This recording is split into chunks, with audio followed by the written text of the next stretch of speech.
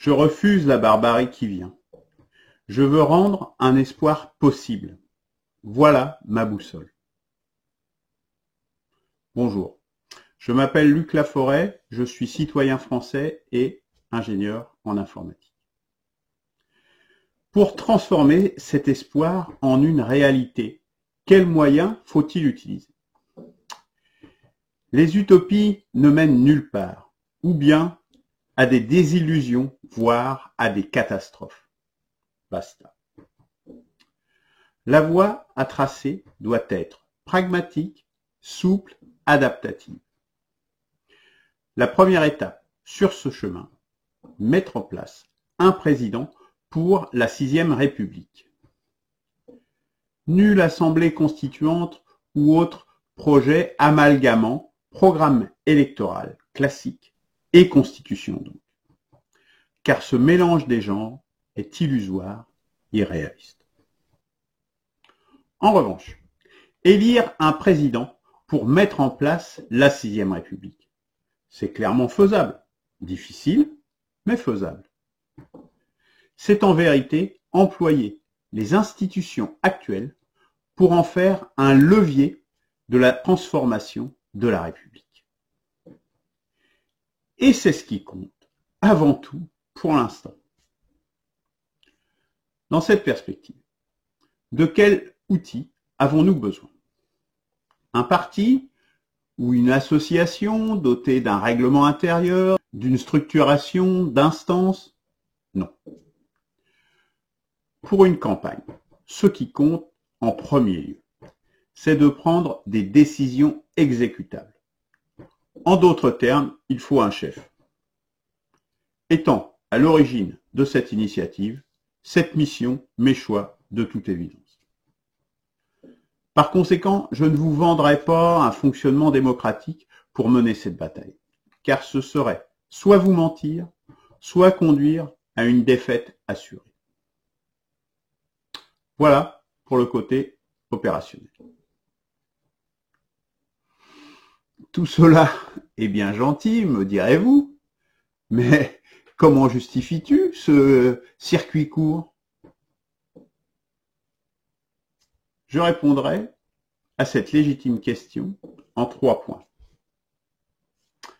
Premier point, cette approche directe est compatible avec la Constitution de la 6e République telle qu'elle est proposée. Il s'agit juste de la transposition dans cette campagne du pilier circuit court, c'est-à-dire d'un des 3 piliers sur lesquels repose cette Constitution. En retour, elle est même une justification de la pertinence de ce 3e pilier de la 6e République. Les circuits courts, pour peu qu'ils soient bien cadrés, sont indispensables dans la vie. C'est d'ailleurs l'une des caractéristiques expliquant la longévité de la 5e République. Deuxièmement, ma démarche repose sur un socle intellectuel et spirituel, c'est-à-dire sur des bases philosophiques qui sont indispensables pour un tel projet.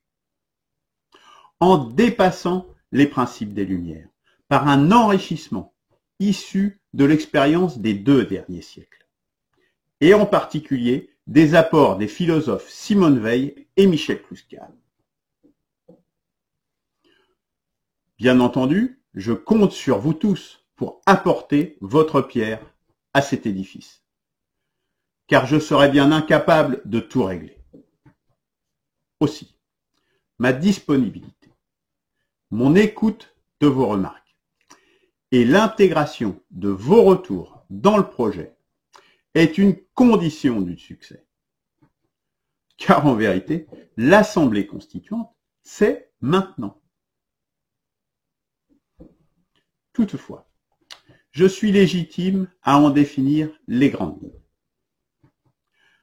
Ingénieur, architecte logiciel de métier, je sais que les bonnes architectures sortent de 1 ou 2 cerveaux, pas plus.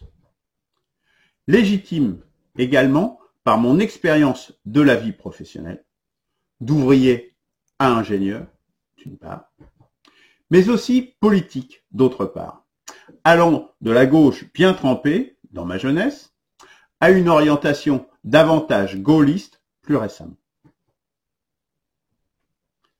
Pour en finir sur ce deuxième point à propos de la qualité de mon âme, je dirais que pour moi c'est un travail.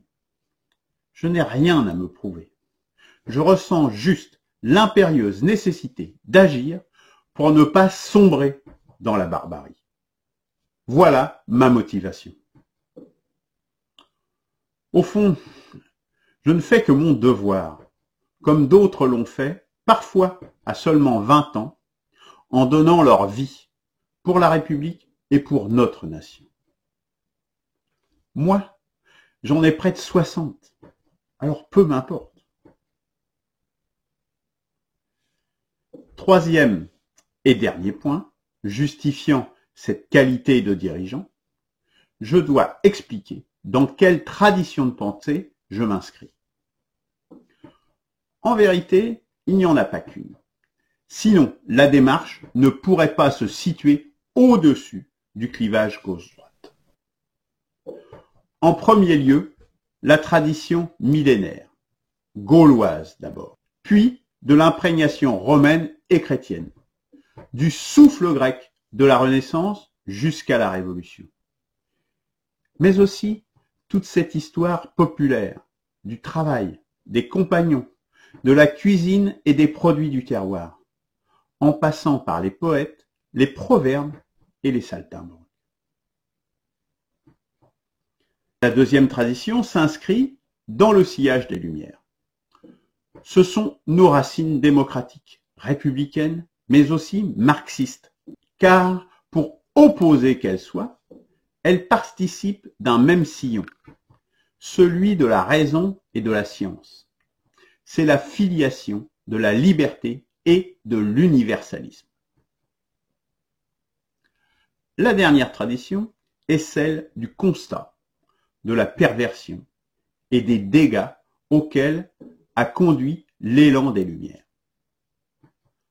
Par l'impérialisme et ses guerres, par le stalinisme et ses goulags, par le libéralisme libertaire et ses transgressions. Une confluence de pensées allant de Trotsky à Michel Clouscar, en passant par Simone Veil ou De Gaulle. Parfois contradictoires et en opposition, mais convergeant globalement vers une même direction, celle d'un nécessaire dépassement de l'héritage des Lumières et du seul matérialisme quantitatif. En conclusion, je pense avoir répondu aux 3 questions essentielles justifiant la mise en place d'une 6e République en mode circuit court. Point 1, cohérence avec l'objectif. Petit 2, élévation jusqu'à un niveau de pensée adéquat. Point 3, enracinement dans des traditions imbriquées.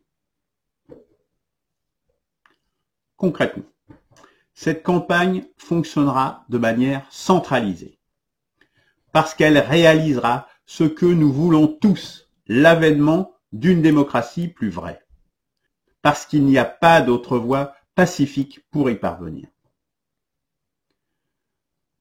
Ceci ne peut toutefois être viable qu'à la condition d'un serment fort.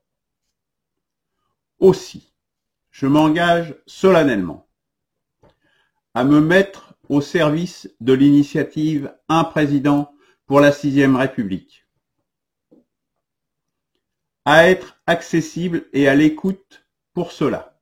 Je mets dès à présent en place un rendez-vous Facebook hebdomadaire les mercredis de l'espoir.